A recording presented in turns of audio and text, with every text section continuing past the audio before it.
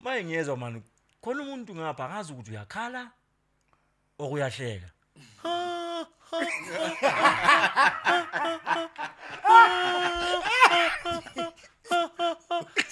Thapelo yawo. Bekuba kanjani mfana? What was going through your mind? Ubona leya crowd leya mfethu in cherisha kanje abantu base Bloemfontein. Eish yazi like football in Bloemfontein. It's the way of life. Ne? Ngingibe kanja the way of life. Now Celtic is the church. Oh, yes, I understand. Yeah, gents, I can relate. Gule. Sidlala ne Celtics Free State Stadium. Ayi lapho game yakho be 5-2 ayikhumbule. Noma bonga Sifake hayi bokhona ngikhona. hayi bokhona kule game Angithi bolo bungihleka. bokhona Bolo bungihleka uthi ayisantrapa ntwana makungawake ngizokuthengela ibhiya after game. Game on cabanga.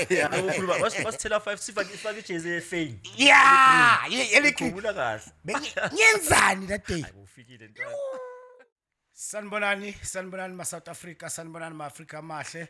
Welcome to yet another exciting episode eyeJabu Mahlangu and Diski Shandis shuffling Diski Ringers. Namhlanje siphethe umgadli. Oya kitsiri umgadli. Ya ngiphethe strike esintswembu bafethu ngiphethe out yaseKaslami. Asibuyi semkasi but sibuye Israel sonke. Ngiphethe umfana waseKatlehong.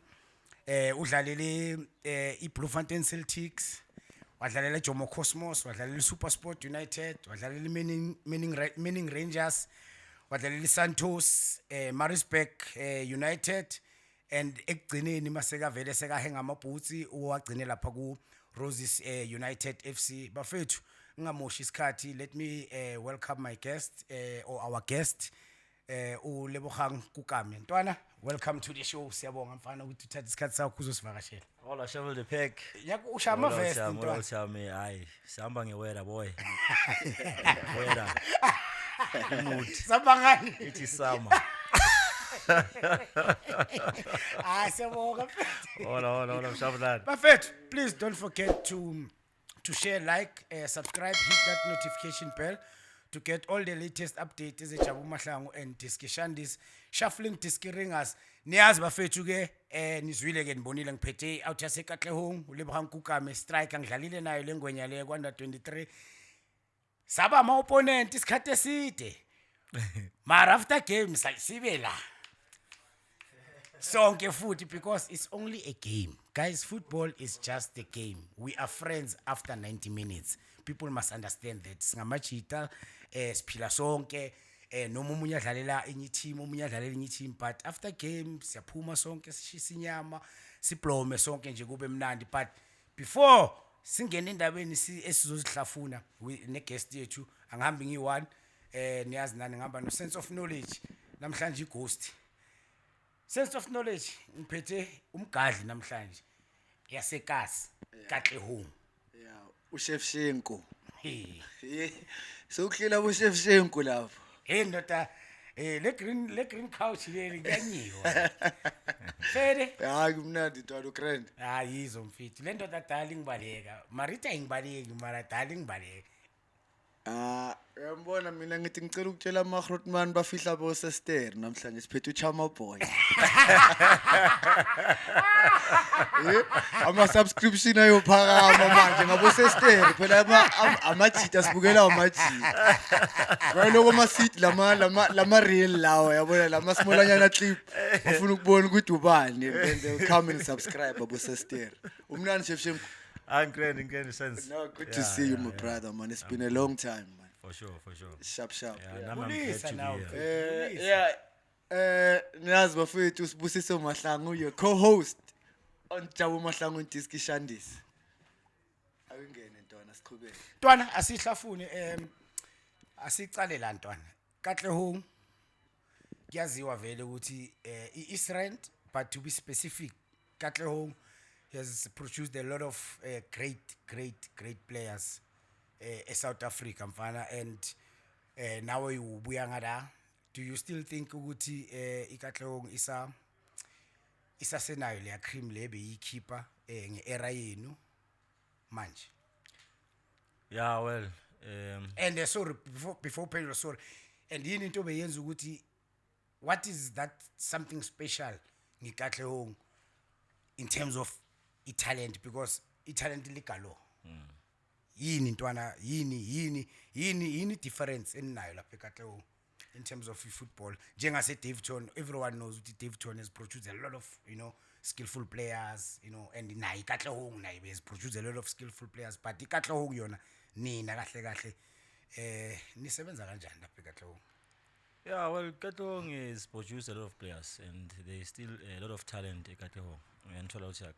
So I would say not only Katlehong, like Eastern as a whole. Yeah, Yes. yes. So, and one thing about Katlehong is like, let me say, like street football, one pal, I think that itself, it brought in the passion to myself, and I guess even the other players.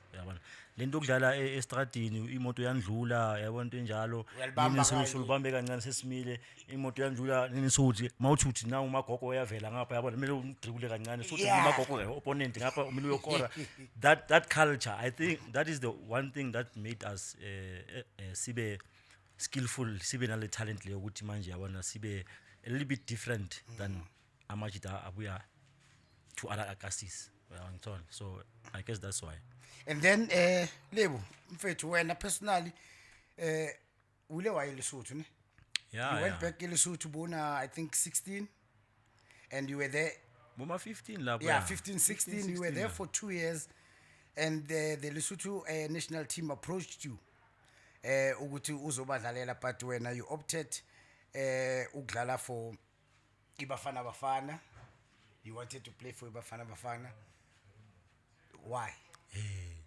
Shavul winga ka information. Why? Lesotho akere 15 16 uyeLesotho.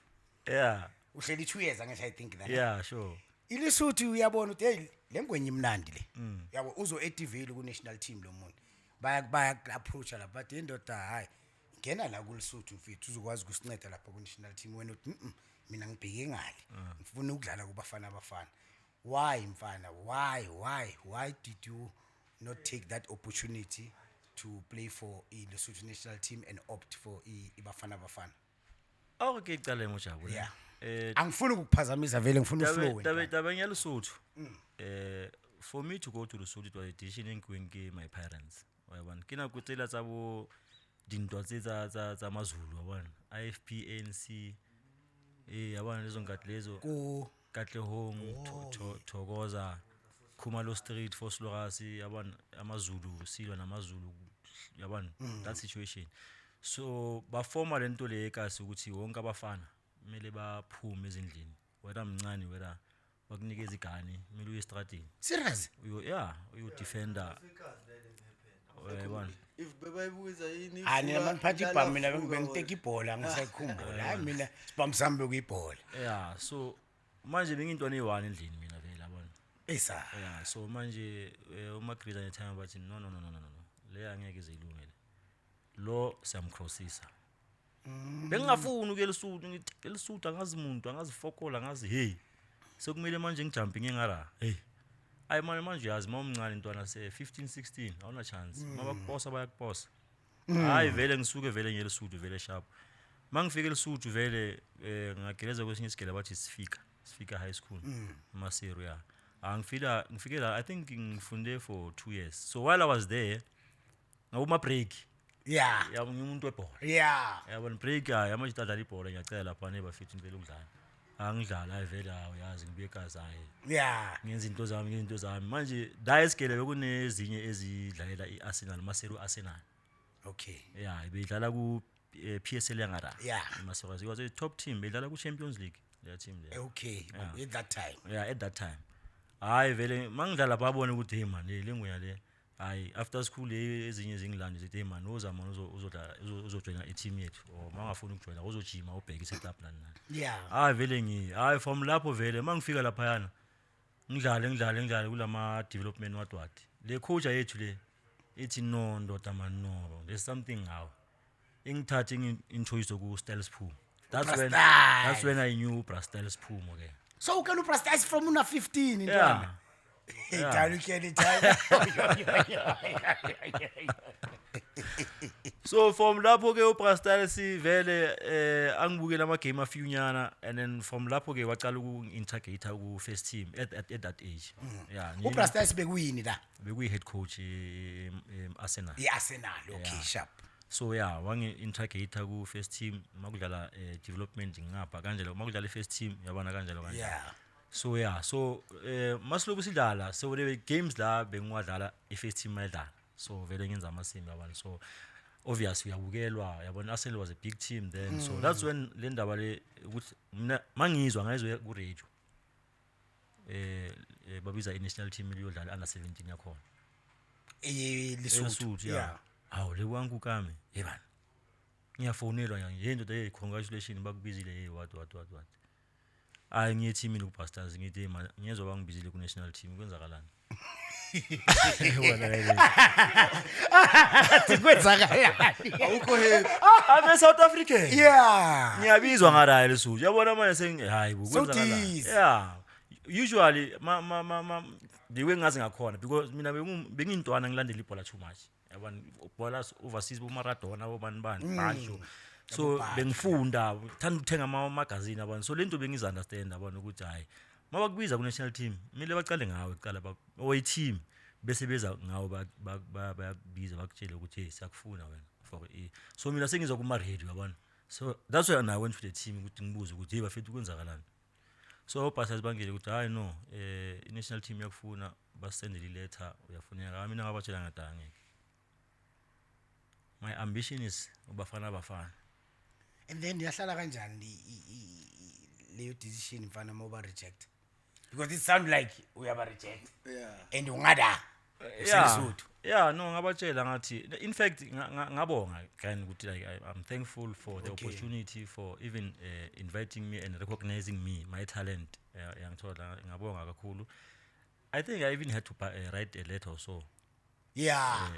Team ukuthi at least bayinikeze i-association ngala yangithola.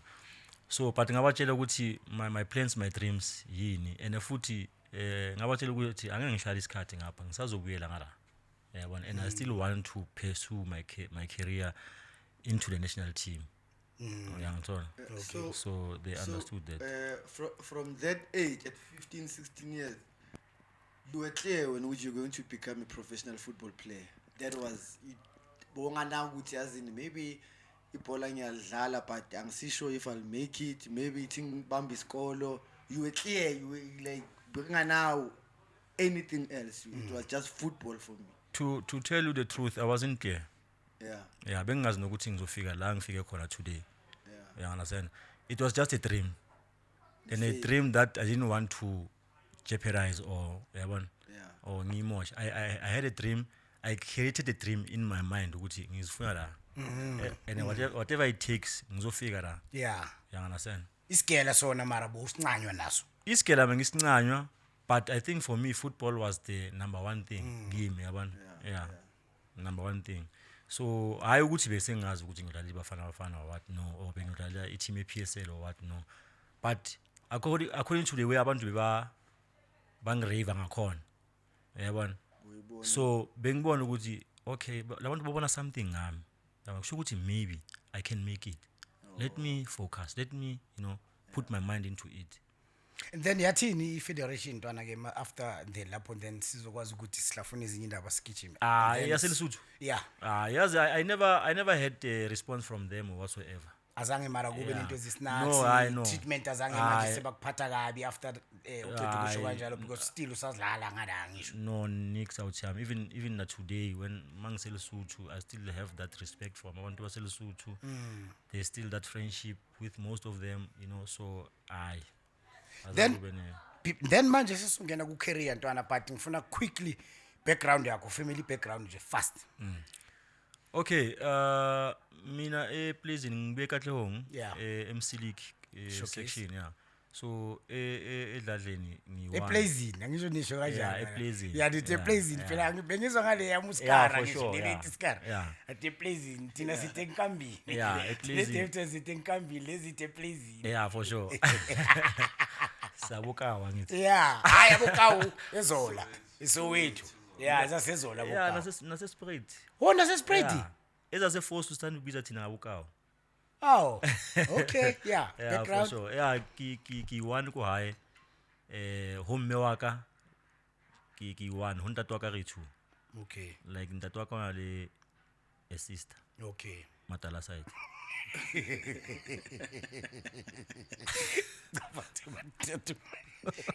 batalasa okay sharp asigene ku yeah okay sharp yeah so but ke hola ke li-1 since vela since day 1 ke hola ke li-1 endlini akukhona akumuntu odlala idisk nalo uwocala or ukhona time lami uyile lidlala idisc Oh. yeah i-time lami lidlalile way back but bekuyi-keeper kuyi-goalkeeper kahle kahle usaphila hayi akasekho manje oh may his soul rest in peace I'm sure ushona izandla zakhe zigobile phela bebangena madlava ebebabashaya Ndoda, ma I'm sure izandla zakhe bezikokorobe mangabona izandla phela ze-time lami Yeah. ukuthi sometimes eh mangiwabheka mangenza i-flop yeah le mpama yangithola la ngithi beyisidudla nyala munungano mude yeah mara check abo goalkeeper abakudala shaka ezinye izinto la uyabona ukuthi ayifile wasowena bokucaba ukuthi bangwaflopa nje leyapapa leyapama but luckily leya beyisweet beyisweet leya yeah ya bengingayicwayi beyithanda ukwenza ama-jokes bey-right umuntu obengimcwayo umamami yeah umame kuyi-trouble ndoda yo but anyway yeah so yeah ngikhule vele ngiyi-1 since up until mangilobo ngikhula then ithaya mali introyisa usistere kancane kancane ngazi Okay. usistere yeah so manje yeah usistere nginaye through my father but with my mother ngiyi-1 yeah okay masisiva le family but i-time both of them beba-support indaba yediski or bebafuna isikela or oyi-1 ukhona oyi-1 mhlawumbe bekayisupport oyi-1 bekangayisupport well i-time lona belinganenkinga nendaba yebhola ukukhuluma ivaka even though he wasn't that supportive because ngiya-understand bekuwumuntu osebenzayo uphumile ekuseni uhambile uma iviki lonke akekho sometimes 2 weeks according to isipana senzayo ngithola makakhona uzoza ukuthi ya bengima-groundini in beka-supportive there and there but uma-oledi bengafuni next bafethu ma-oledi hayi sikele mangibuye esigela homework kumele ukline endlini wenze yonke lento le yenziwa amantombazane ngithola nendaba ukuthi manje kumele estradini bekuyinkinga benginokuthi indoda bengithanda ibhola so akafuni ngebholweni after school mina ngisegroundini ibag le bhola sometimes ngiyadlala ngizikhohle ukuthi hey konje kumele ngiyoclean istup yanganasena lento bangitshela ukuthi kumele ngizele hayi sometimes nokuzwa nje angimemeza once wathi lebo hang ngiyazi ukuthi ishubile mangithi ngiyasibheka ngimpunga khani ingqondo ibuya manje ukuthi hey endlini hayi ntwana uzongiyenzani ngescope lapho toko ngapha baby ngibuye ukudlala etshanini uyalunywa ngapha scope lapho esimanje esimanzi ngapulunywa utshani alright ntwana back to career i-Cosmos uya kanjani ukuthi uma Cosmos it was uBrastyles mhlambe uye okurecommendile ku no ku Celtic yeah. ku Celtic sorry about that uya kanjani ku Celtics is it uBrastyles okurecommendile la or uBrastyles bese angasekho ku Arsenal seka ku Celtics at that time iza kanjani that move yakho ye Celtics from ku Arsenal eLesotho yeah shavo yazi sometimes elifini unokuzibuza ukuthi ezinye izinto zenzakala kanjani or maybe uzibuza ukuthi is everything that happens to one's life isuka kuyi-mission or iplaniwe kanjani anganaseni uyangithola so why I'm saying this ukufika kwami ku-Celtic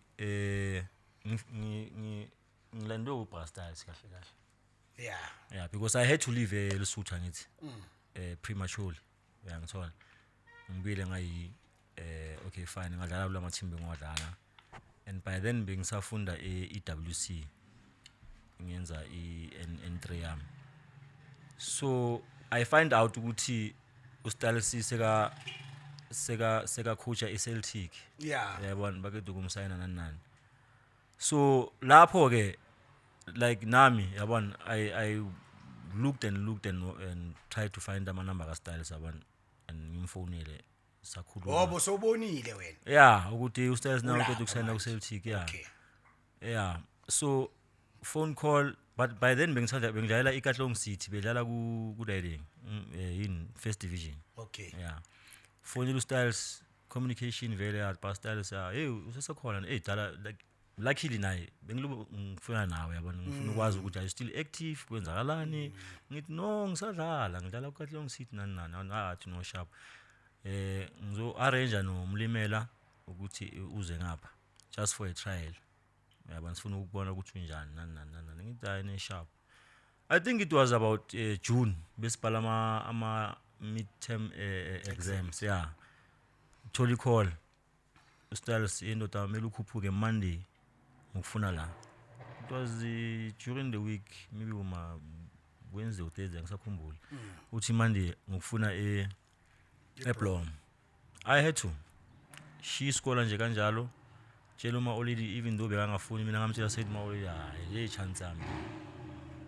angizochubeka ngesikolo ma already man ithi ngiyele yabona bewangithithela indaba ukuthi manje ngithi manje ngibhala ama exam nani sengihamba ngeBlom yabona it was bekuyindaba ecomplex between mina nomama yabona yeah but anyway wagcina sekavumile yabona so hayi ngashaya imoto ngihamba ngayeBlom Ithamba lakho lona bilifuna kanjani ke? yeah lona beli happy ntwana Ne? yeah but ukuhamba kwami ukuya eBlom ithame besele move out endlini Okay. yeah because uyaba nama-clark noma bacabana yazi into zabo yeah Yeah. Sizingena indaba zabantu abadala. hayi yeah so Kwavani yana. Nami almost sonke sibe nayo lento leyo mfethu. Yeah, basitshela sasakhula ukuthi awungeni indaba zabantu abadala. no injalo yeah so bese ngihlala noma Oli C2 kuphela Oh mawuhamba. mangihamba yeah Oh but wakuvumela na. yeah wangivumela yeah Then mawufika ngala sihlafunele mfana yonke yeah le well jini ke. yeah no mangifika ngale outtime ngafikile eMlemela Hotel so ngamela uBrasters ngathi bebahambile baye somewhere ngithola yeah hayi benza ama phone call bamtshela ukuthi kunomuntu oso wathi hayi nongeza ufike ebusuku mana ngabo ma 10 11 since ngihleli lapha eMlemela Hotel ngase reception akhona hayi mangifika vele hospital swangithatha vele saye kuye salala following day vele hayi saye gymini sijimile kancane then bese ba align ama friendly vele abana hayi sadlala ama friendly la sadlala ama friendly bekudlala ama friendly 2 bekugcwele ma eseyisa kamabo Lapha sisa yeah. bekugcwele angithi manje bathi Dr. Mulimela Stadium Yes. yeah then it was seyisa kamabo it was full ama trialist phela so ma uStyles beka clever ngani beka nama player wakhe lawa awalande abothapelo yawo yabona Oh okay no Thina, Nobulabuthi naye was part of yeah lawo. I met uthapelo la Okay. masenza ama trials Hey tell. yeah so I ama trial baselecta i-team yakhe vele sharp sawa grand but then bas explain ukuthi siphasile but asika pass ukuthi manje banga kuleyo 20 I think besingaki I think it was 22 kulawo ma player lawo mele bakhathe still bathathe le number le bayifunayo yeah so leyo pool le bayithathile ile pool ba arrange ama friendly games ukuthi mele sihambe sithore Durban Cape Town Okay. Vryburg wherever Oh yeah. Joburg kuphi silobo sidlala kuleyo bayikhethile so okay fine first trip I remember ngene eTaxini ngihlanga uThapelo yawo uhleli ngapha ngijaza sazana Yeah. yeah mhaha vele itha sharp smile phana smile udriver ukuthi ashaye imoto sami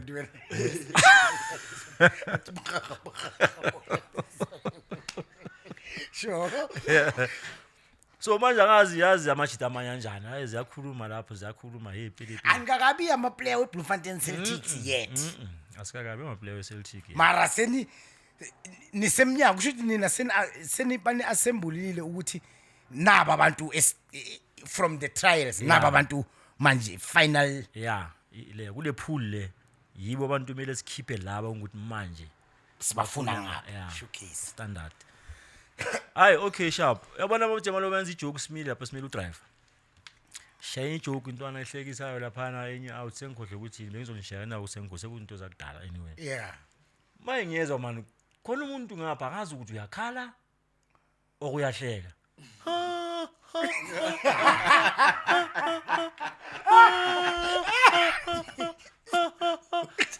Thapelo yawo. Mazi.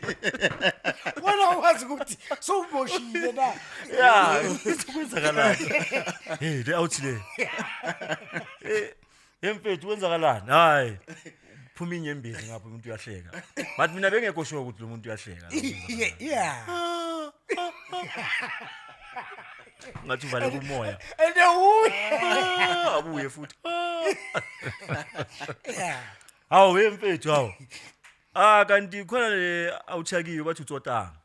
Beyikhona nayo ikhumbini. Ithi lo muntu uyahleka. Ngithi serious. Hayi nami ngibhamuke lapha ke hayi. So manje friendship yethu iqala la ke. From lapho ke yeah from lapho since ngibaskima ke. icala ngale Yeah le. Isuka lapho ke friendship yethu. From lapho vele hayi ntwana vele sihambe sidlala. Intwana sambile sesibuya nawo Maritzburg sidlala nabo team ka riding. Ted Dimitri konjeni le yabo kwa team le inzima le Maritzburg yaba team leyo. Maritzburg City yeah bese strong leso sikhathi yeah but Yabo undilected. oh le yabo Jimmy yeah sayitrapa phela besenza amasima imamela sense silale 22 games ne ngaleyo team le Bristol sayenzile Celtic 22 games siwine 20 sa draw 2 no loss ngikore 22 goals yeah and manje bengidlala as a winger kahle bengi winger bengingasi striker bonga kabi striker yeah nethi nje bengimnandi ngoku Yeah. ngikora benginenhlanhla ukora yabona le nhlahla yeah ukora be hayi net bengishaya but bengimile hayi net hayi yeah Eye for goal. yeah you an eye for goal you can put it the way you yeah well then I'll take that yeah so after manje so le yeah team ngifuna ukuya la yeah Sharp. so yeah after lapho ke then kwenza ama selection okhona ke fine sharp then basithatha thina ngothapelo namanye amajita engeke ngimention amagama wabo anyway yeah saba right and then manje sekumele manje kuye officeini manje ku the big man manje Dr Mulemela ya uthapelo babe grand vele then nami vele bangizile officeini ngiye ngala ngihlale noMulemela nangu uPastals nenye Hotman bekuyi CEO bathu Charlie Peterson sisonke ngara so manje mntwana I was thin ntwana I can imagine Ntwana- ufana nami mntwana ntwana uyangithola Oh, manje yeah itsetsele yabona, ibhali. yeah lenda sama catalog Sama Uyangithola? catalogue. Yeah eyangibulala Sihlelana umlimela ntwana yabona ngithukile kancane but ngapha ngithi hayi into zami ziba mnandi yabona yeah sharp endoda manje zihlash umlimela athi hayi yenda tephuma dade okay mtsetsere pawo Utla wina di game mthako hayi dade mthwana mile re sign muthu hayi khona ayikhona afasise mfethu ata ngeke hayi akabate striker emuna emela uma monna ka ke re ke nna kukame dade mleme emela monna tla kamo ngibambe mapotris lapha na check ukuthi maona nix emusimo emuna wamtsiba entho ana ke mandla Stall ile defender lebedlalela ile Qwaqwa Stars hayi Free State Stars ngazisika le awuyazi manje lasithola manje egama lemnyama le yale ushanga into ngapha manje Yeah, emoyeni yeah. yeah Rabutla utla ntate utla khona ufita Rabutla wena usina hayi ntate Styles hayi uStyles doesn't angafuni ukungisayina serious true story just nje ngokuthi yeah sir. yabona hayi uStyles doesn't ntate ngicela nje nimsayine nimsayine then ningambhadali mina ngizombhadala ngesalary yami Yo. uStyles Uprasta washo is kanjalo washo kanjalo hayi bavumelane the way ovumela ngakhona Ngakhona, and then uStyles size kimata sikawaka go sign ne party utlabhadala again my first salary mina bengibhadala uStyles not Celtic Sure. Yo. not Celtic And then masofika masosayinile ku first team manje sosayinile kunabo banda ku Celtics uthola bobani laphayana and azange nawo feel intimidated manje remember le group yenu le benithora ngayo ayisi buso setlile nimnandi lapha nabo yeah manje senisayinile senigcoka manje vele Yeah, i-regalia A1 black and ithi- gold man yeah. I mean I black mean, and green yeah. i-white and green White and green, White black and green, yeah. yes bekwamakhala wethu so azange ufike ube intimidated intwana and nithola bobani first day ye first team training so sayinile manje as a Bloemfontein Celtic player yeah bekwabo Willem Fries oh yeah Simiza di mama abo Henny Aris abo Jan Kotwani khona batho Kenny Mudukanele yeah abo kwenzobani Godfrey Morena uCharles Mutluhi yeah Charles Sharp yeah but uCharles masifika yena bekana ngathi bekazoya ku Sundowns oh okay bekuna yeah there was there man abo khona nye bathu bani hlongwane ngisengibakhohliwe abo ngimakhohliwe man yeah it's fine. labo yeah abo Pitbull nabo ubani le coach Abraham le Teo. Abraham Teo. yeah nabo Abraham nabo yeah ngibathole la no ace bekadani yeah uAce bekara Abraham Teo bekara Fabian McCarthy bekara awubani nabanye yeah now nobani le goalkeeper Simon Khopani Simon yeah bekuyibo bakwelcome kanjani how was the I know the only people that were good nice abo Fabian Esgulwa Mohayan Teu yeah labo you want to be and some other guys beba grand but the rest lamakhalat lawa nje okay ithi sibambe kancane ebhola ntwana ngifuna ukumbuza something now useBloemfontein mfana siyazi culture eBloemfontein iFree State yonke mfana bathanda ibhola blind bathanda Celtic and stadium the vibe they are the best fans for mina in the world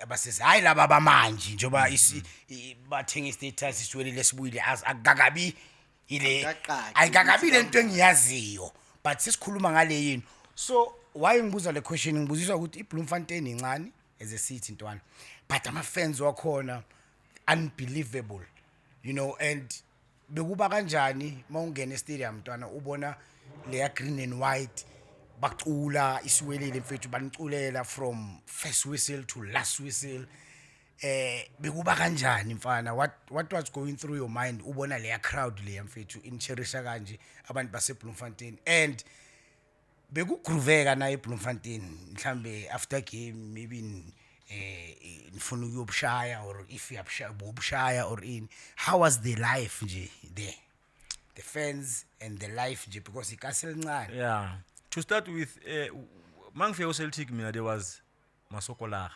yeah nele masokolara kungasisi welele yes nele masokolara yeah hardcore yeah amasokolara yeah so yazi like football in Bloemfontein it's the way of life ne ngingibe kanja the way of life now Celtic is the church oh yes ngiya understand yeah ayiphinde mfana bayizwe kahle yeah ayiphinde futhi football in Bloemfontein is the way of life then Celtic itself it's a church Jesus angibambile ngizwile Yeah. mfethu yeah yeah so now angazi ukuthi to summarize it ne yeah yabantu lezenzakala boma overseas ufana ukuthi iMadrid yachima iground igcwele mara sechimini yeah that is Celtic yeah yeah yes ngaze ngashaya amagulu yeah nami mfana hey echimini siyachima mara nawo amasupporter yacula sure that's how passionate they are that's how much they love that team and the interaction that between the fans and the players that bebanayo mfethu, it was amazing mfethu. Massive ngendlela ukuthi manje if you were doing well, automatically they create a song for you. Yeah. Maungena from through the tunnel ungena egroundini nje sebashaya ingoma yakho one by one. Eba ye create le wena. Showcase. Eba ye create le wena. Specifically for wena. Especially for you. So manje mawufuna ukuyonatha after game nani ngoba the thing ukuthi iPlomfontein Wena incane. concern yakho yileyo nto. Mina phela la ngihamba khona bengifuna ukwazi ukuthi ngichecka la bayana kababuzi banibani nokumamuzi banibani iqala bese nyazi later nyabuya. Thina ukufika kwethu yazi siyo ngokuphapha Like we Jozi. Yeah, yabona. Ngisiphume eJozi fike ikasi eBlomfontein yabona ubona ngathi amaplaza nyana nani kuyabana. Kanti hayi each and every gas ina its own like culture or the way bayenza izinto ngakhona. Yeah, kuney'nhleva zaseBlom. Maka ubuye eJozi kuney'nhleva zaseBlom. Uyinhleva yaseJozi. iBlom iney'nhleva. Yeah. So it was a bit of a two-way situation ngithi ngibe kanjalo because amanye ama-supporter bewanithanda ngalendlela ukuthi manje bakuthatha bakuhambise bakusendaweni bakuse-restaurant bakuse-nightclub bakuthengele utshwala bayenzeni. Amanye ama-supporter bakubona la bayakulwisa egroundini come Sunday ground modlala amasimba sebala kuwe uyangasena ukuthi manje so ngoba siphapha thina besenza yonke into nje uyangithola up until we understood the culture of Bloemfontein, the culture of the supporters ukuthi ama-supporters afuna ini kwenzakalani because it wasn't nice ukuthi modlala ukuthi umuntu yakuthuka ngapha umuntu uyabona bathini mina bake bangithuka bra. I don't know if I'm allowed to. Yeah, you are allowed. Hayi podcast. You are allowed. Okay. Ngizokutshela mina bathini kimi ngidlala ku Chiefs sidlala ne Celtics ngiyophonsa throw in sibasha 5-2. Abo Siema no the late Mkhonza ngibayenzani? Hayi bengihlanya but it's not about me. Ngizokutshela ngiyazi banenhlamba laba bantu bake bakuthuka nje wena. Ah, babiza inhlamba khona babiza 051. Bayibizani? 051 inhlamba yakhona yewena ke tla go bitsa ka 051 unyege Yini manje magunyo kwena nyaga mmago Yeah. ya kusho ukuthi bayakuthuka 051 ya 051. umuntu bakathi 051 kuwe ya ukuthukile hla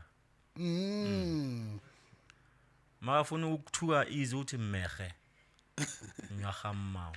Hey, because me maye bowuthini wena ntwana bowudila kanjani ke lapho ke manje sebayakuthuka But boy manje. angithi manje you are a professional, you have to conduct yourself as a professional. Uyazi ukuthi izinto zenzakala. Sometimes people love you, sometimes people won't. Sometimes people abuse you, so it's how to conduct yourself. Uyabona? Yeah, it's how you conduct yourself. Yo. So ezinye izinto mina bengiziavoida.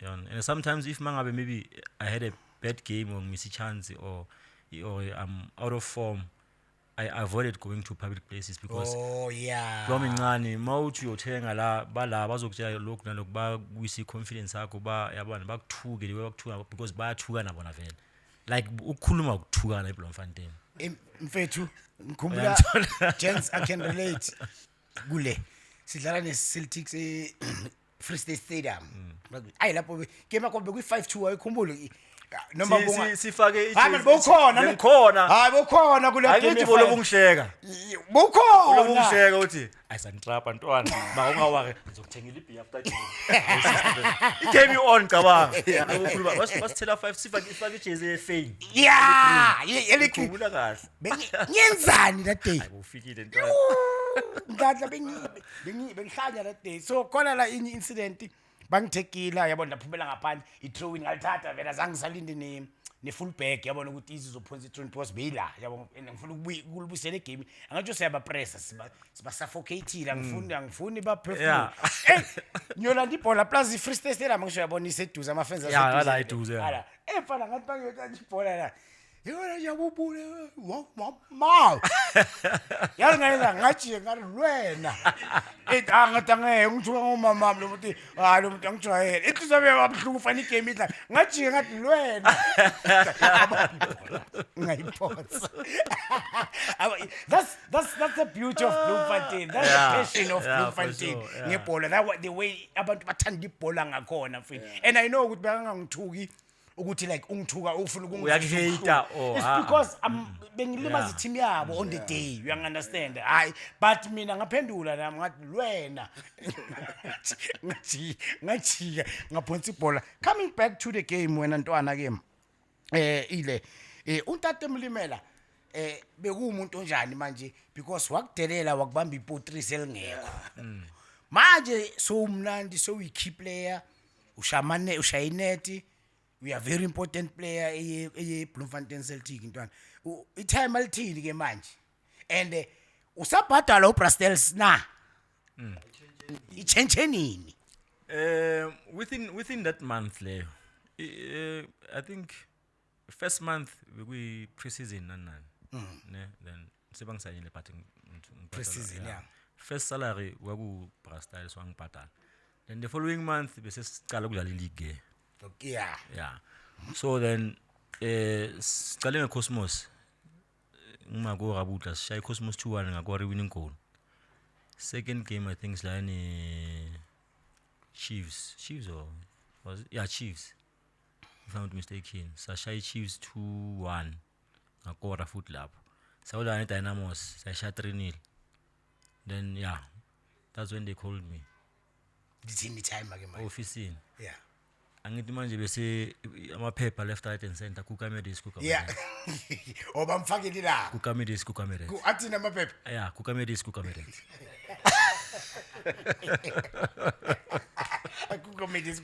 yeah sengibizwa office ukuthi hey entati etla monna Brastyle salukise mtho babekithi contract la that's when I signed Malini first 3.5 no it was 1.5 then bekunesano fee nix so 1.5 salary yeah 1.5 mara wemnandi musi 1.5 nakhona like mina I was just crazy ukuthi ngidlala ku PSL Yeah. ngivele TV yeah ngihappy mina lezi mali lezi azosibona sizoza dala ngidlala ibhola ngingaholi ngizele emagrawundini ngishaya ilanga sometimes ngiyadlala ngidlanga nokudla manje ngifika la PSL uvele TV boy uvele ephepheni and before uyodla uyadla mamela so hotela mawukhuluma indaba ehotela masilubu sidlala ama game lawa wethu lawa ama riding singakasayini sike sashaya inye hotel ukudla konke and vele tala babasicala kwenzakalani yebo washafa nashala angithi lezi zinto asizijwayelanga ibuffet lapha yana yabona le buffet le Nashaya vele abathini. yabona ntwana Yeah. sayishaya sayi mamela angithi yazi ukuthi usually bayapheka ukudla makuphela angithi balo baya replace yeah yeah hayi mamela thina leyo plate ayithatha angithi yeah eroomini angithi asazi ukuthi kwenzakani kusasa eroomini siyaparaka siyabuya okay konda sekasi straight 99. Eroomini ama guest mawafika lapha kuna next mele bamele ukuthi kuphekwe futhi shaye kwasana I'm sure leya hotela namathawula bekusele 1 manhamba ovi sho nafaka wonke amathawula ebhekini ovi bafethu mawuphuma awuphumi nje uphuma ibhekini ama tissue nawa thawela naye unamanga uyendi hayi boy lama cup lawa Mamela. coffee cup ayithula Mama, teaspoon. Hey, wena. wena teaspoon yes athatha wena cup uhlala kuphi ngoba uhlala le awuna nelona ngithi eroomini awuna na foko lapha eroomini lapha la uhlala khona uyafika ngithi intwana hayi ayisana kini imagine bafethu hey lo muntu lo ulewu bafethu le sekahle ningakhohlwa please don't forget to like share subscribe and hit that notification bell to get all the latest updates ezejabu mahlangu and disk shandis shuffling disk ringasi sisayihlafuna indaba yakalebo bafethu so yeah lebu then amasip konje bese sikuphi yabona uyangiconfuse back to Salary. Salary akisho sebakenzele 1.5 so 1.5, umlandi yeah. bo computer nobani da as a striker or the position boyidlala is either bodlala wing or a striker either way like abobani abantu bowazi now my game I must put my A game because usense uzongibhayizisa umgadli naye or ngithole yena lapha yanashayine ubani abantu bobacompete na for iposition manje and how did you manage ukuthi ugcine uba first choice because you were first choice yeah bekunabo George Nechironga Benjamin Sidi Lihlonelo Siema Libajwa Mphungwa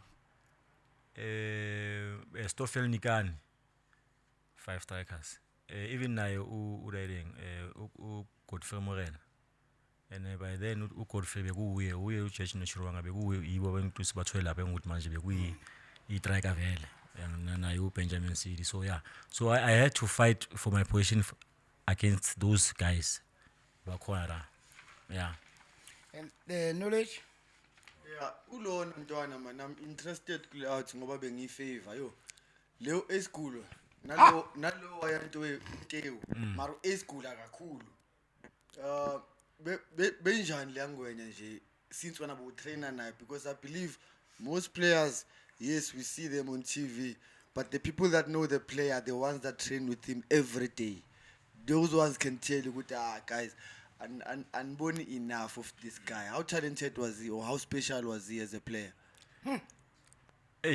For the fact ukuthi Thiyekile e school ngimbiza Mabeka.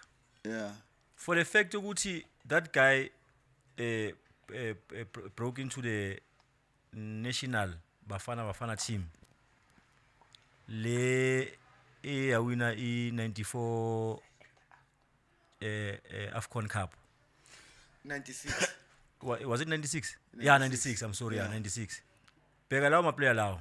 Yeah, hey ndo. Phela And then the it big wasn't easy Aye. to break into the national team then. True.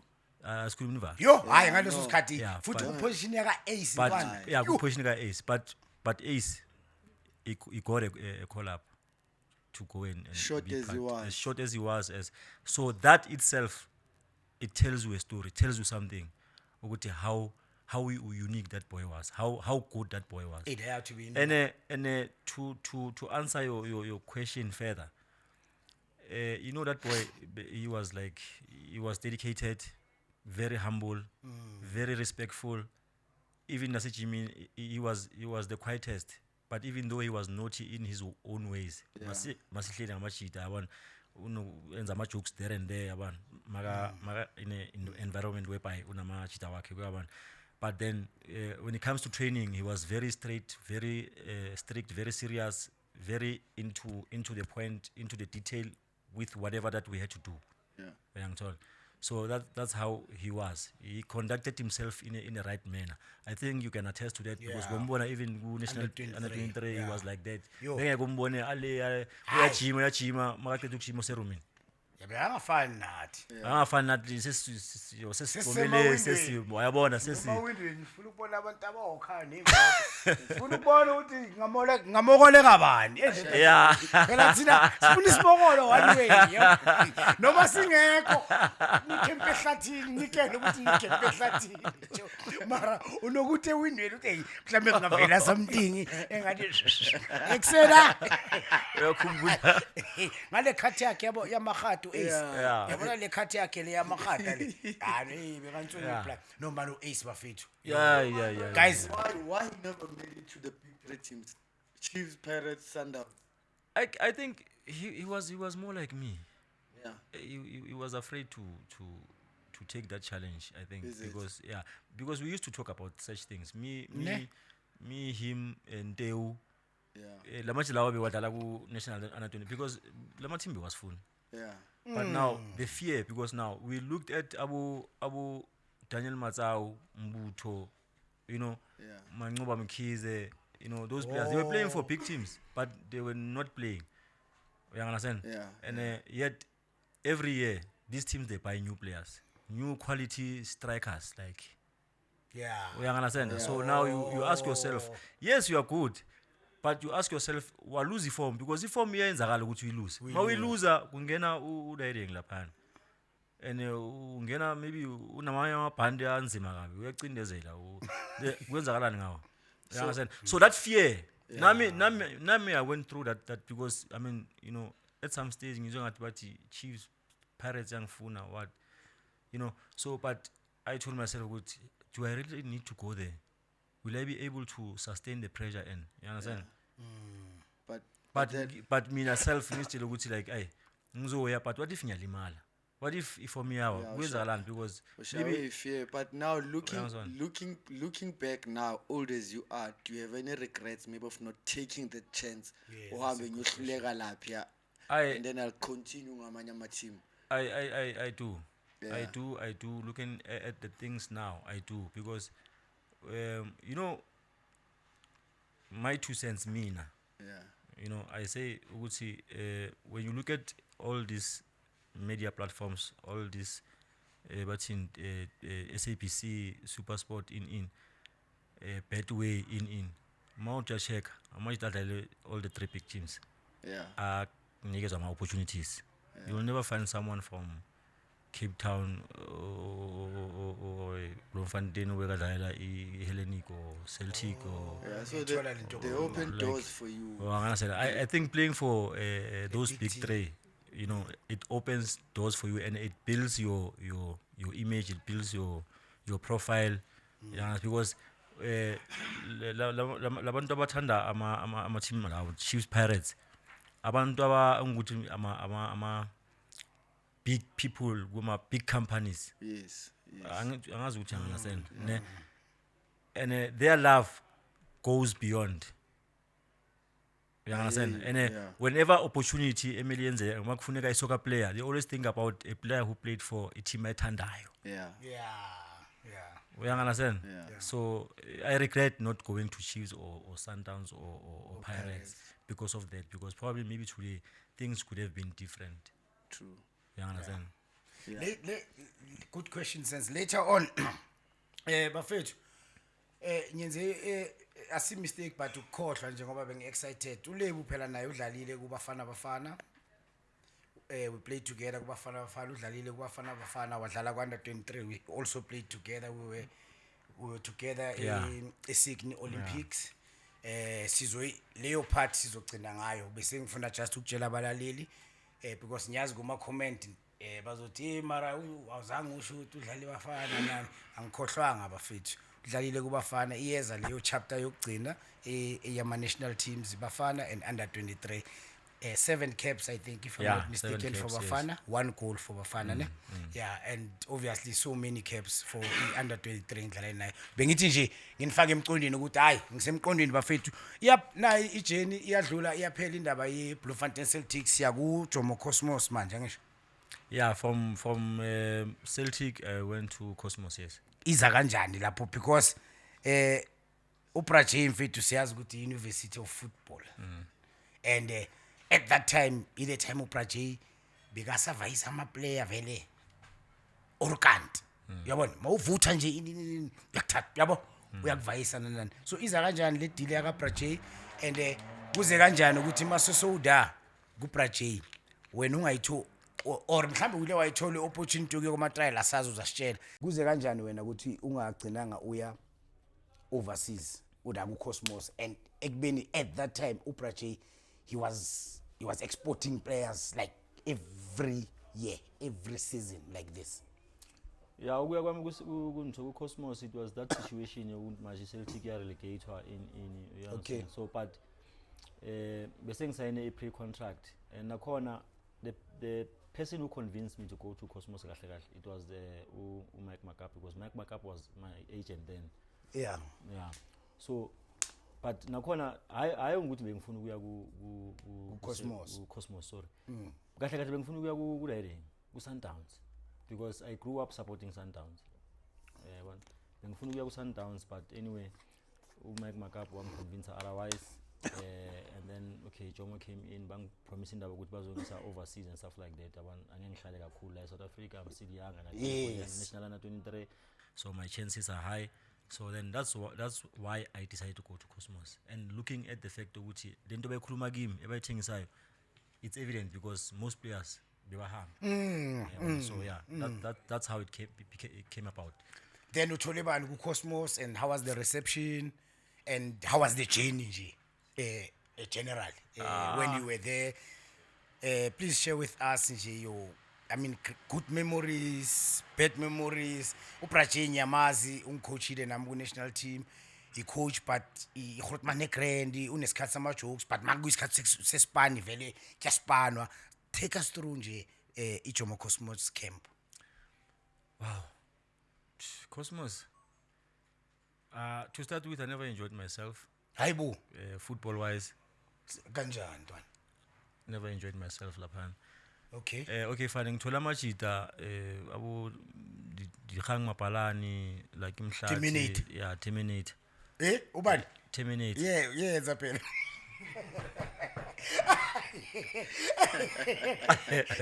Uzongibuyisa kumngani wami. Nami ngiyazi. Uzongibuyisa kumngani wami. No, nami uyongithithisa sena. Nami hayi yabona, yamazi masakani. Yeah. Hayi yabona le ntwana. Hayi uyashapula umfana. Yeah. Yeah. So then Abu Daring, Abu Pamuza, Pamuza, yeah. Calvin Mutlung, Solta, Patrick Chisikawe, Manuel Bukwani, Manuel Bukwani. Tiko. Yeah. Ay. Ayingoyini. Hey man, yeah man, there's a Sipos Party, Innocent Nzume. Hey, there was a lot. Cosmos was like, I'm a player. Yeah, no Maybe kakhulu. 60 players, I think. 60. Ngiyacabanga respire. So yeah. Okay, mangifika it was nice. We were about Amachita. One thing I loved about Cosmos Amachita. I think for me the good thing about Cosmos Amachita. Oh, ngiyaka understand. Yeah. Oh, you understand? Ngiyakuthola. Yeah, because Yeah. even my difficult situations, my difficult times, Amachita were always there, and they would tell me, Uguti, Uguti, it's not only you. You understand? Amanye done to the very same thing when ndulile, but bakhona we solve kanje, bakhona we uthola some solutions. yabona, so bangincede na there and there, so up until nami ngiba familiarized ne environment yakhona, the hardships akhona nani, you understand? So yeah, Amachita I think for me, and again winning the trophy that I won, in fact reaching the 2 finals at Coca-Cola, for me it was on a brighter side of my happiness to Cosmos, you understand? But apart from that nje, I live less to be desired nje, in terms of my happiness with Cosmos. I struggled laphana ngizwile ubuhlungu. Sometimes I used to cry, you understand? Mara And ukhaliswa even yini ntwana want to kuyeka, uyabona? Okay. So Ima kancane knowledge. Wena ukhaliswa yini ngoba ukhonile ukuyibamba le 2 years mfethu eLesotho na 15. So ubuyile usekasi yabona, and udlalela team ye icon. Braje is a football icon. Mina bengitshela ukuthi intwana mosikula manje uzoba uwe khona ke manje yabona ube mnandi. So uyangidida lapho. yeah, well ungasho kanjalo, but you must understand ukuthi ku-Celtic I was the main man. Yangithola. So I was playing, I was you know what I'm saying, I was loved, the supporters, the team itself, the management, the my teammates, so I was loved, so going to Cosmos, more figure upon Uchola, most of the things are rigid. It's like a military camp, so to say, you understand? So I always That's tell why people, bebashaya ibhathu kanti. That's yeah, why bebashaya I ibhathu. always tell people ukuthi uCosmos ngathi usesigodini ngithanda ukusho kanjalo. Serious? Yeah, I remember Jabulani Mendu SKL. Mangifika lapha ngimthole naye lapha afika makabe kahamba. Athi kimi, "Hey boy, uzela uCosmos?" Athi boy, ngakutshela ngathi uCosmos ungeze uCosmos boy, wena uyafika mina ngiyahamba. Athi asihambe boy, angeke kube mnandi for wena, asihambe. Embarujabu. So I was like, why? yeah, ngiyazibuza ngithi why, because I had that thing ukuthi ama situations wethu awafani. Yeah. Ungasogola wena Yeah. uCosmos, but mina mangifika into zami zibe right. Ube sharp, Yeah, exactly. so I always had that mentality. Yes, which is fair. Yeah, so makangitshela lento leyo I was like, yeah, ngithathe kancane ngathi hayi man, esawume kancane man, hayi sizosebenza la, yabona. Nethi nje kanjalo, ngangena uCosmos ntwana yo. Yeah, well mawufika, each and every time mawufika. Yeah, vele benza kanjalo. Uzodlala nyana lawo ma game lawo, yangasena, but ukuhamba ngesikhathi hayi bakubekela le. plus And, bekhona nonhleko dane yeah unhleko he was there bekasesekhona uchipa uma ufika yeah, and he was the yeah. main phela unhleko Yeah, futhi yabona unhleko ya inhleko tiko kwenye nobani khona nenye bathi ubhalipa yaseCameroon nabanye bekhona amanye ama strike Yabaningi ngiyakhumbula ukuthi nje yeah mostly uJobe bekathanda vele ama bulky strikers yabona yeah Patrice yabona into mama ekubhekile nje uvela uthuke nje yeah yabona bekathanda ama strike ezinjalo. It was only probably maybe tiko umuntu was sleek and slender and clever and yangasenza uyangithola. Yeah, so I think probably maybe ngingazi maybe bekafuna ngizoba maybe some sort of a cover for uManuela maybe makalimele maybe probably mbekazofaka mina lapha then kube nalama amagorilla lapha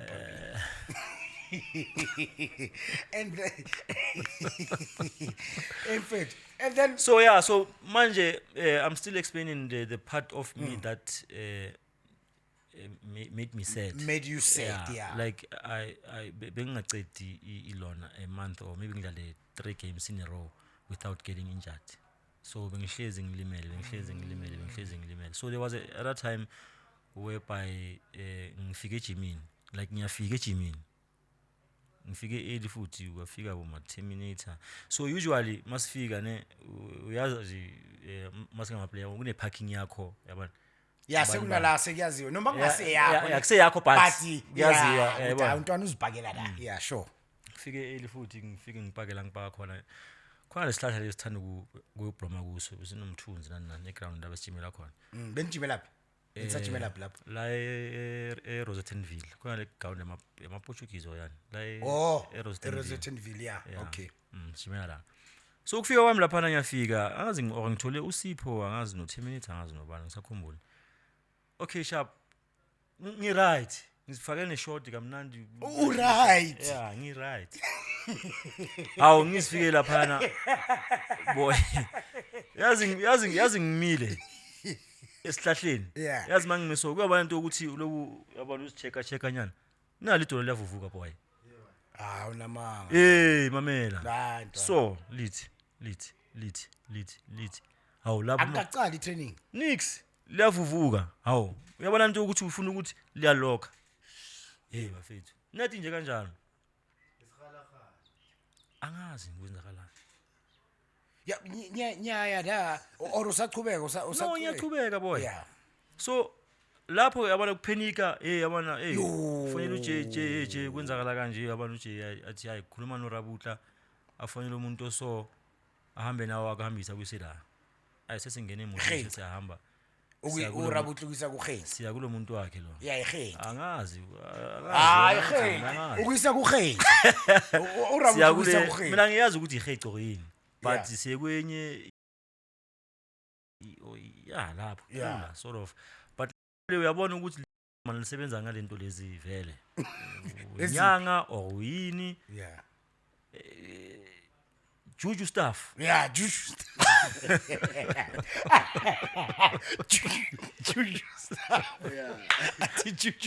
yeah sure yeah so bangifika lapha ingwinya vele ingicheck ingwinya ethi kimi mele ngiye la ohlala khona ngiyobheka vele ukuthi ijaridi lime kanjani hayi vele siye lapha vele check ijaridini lo benza into zayo yenza into zayo sibuyele futhi back to kuyo masifika lapha ingipopole vele ngipopole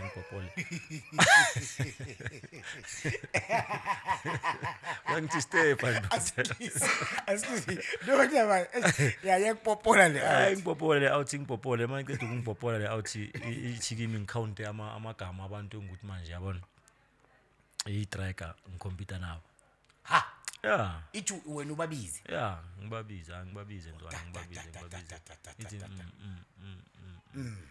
ndoda mangifika kutikotiko ndoda ithi kimi yeah this is the man is strong for you ngitshela kanjalo this is the man who is strong for you unama mara sikazi true story wababizwa mawufika kuTikwati this is the man who is strong for you yeah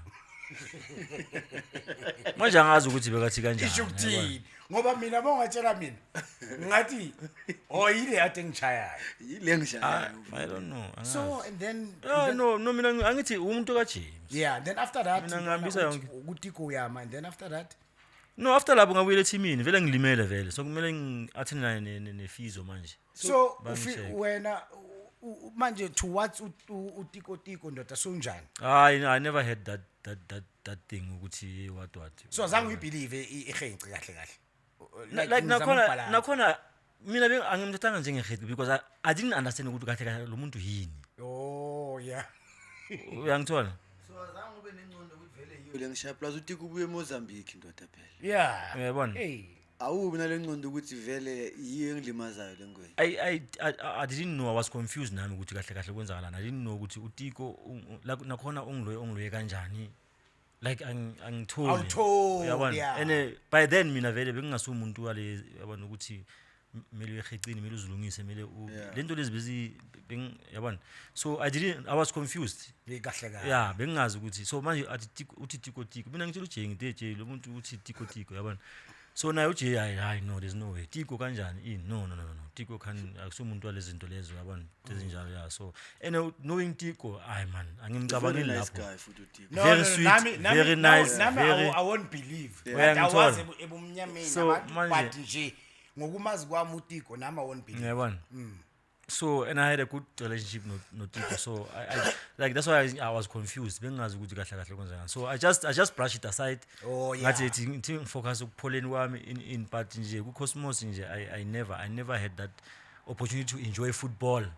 yeah yeah and then iCosmos vele yona big mfana ngomuthi and ngifuna ukuyihlanganisa la then lesikhathi sodlala nani Coca-Cola Cup la siwina khona ngisho na wina 1-0 Nasaya cala 5 yeah sanishangaki cha and bekangihleka nokuthi Sa- ngimkhombisa le 5 le sanishangaki 5 boy ngaki 5 okay and then there's 2 na sha 1-0 1-0, yeah. yeah okay ngiyakhumbula lesikhathi sodlala le ye5 sakwatiswa yiloko futhi thina kahle kahle sakwatiswa sathi masiphuma lapha ethanelini mfana FNB kelethu sidlala neCosmos le ya5 masibanika 5 yabo le yampama yabo and manje mina ngisho ngiyazihasela so umuntu ohasaya kaloyiku uhlala dakiwe umloya kanjani umuntu udakiwe so masiphuma lapha ethanelini imfethu sibona ku bekunento emhlophe ngathi ibisi uyakhumbula remember clearly. bebathele something ngathi fresh milk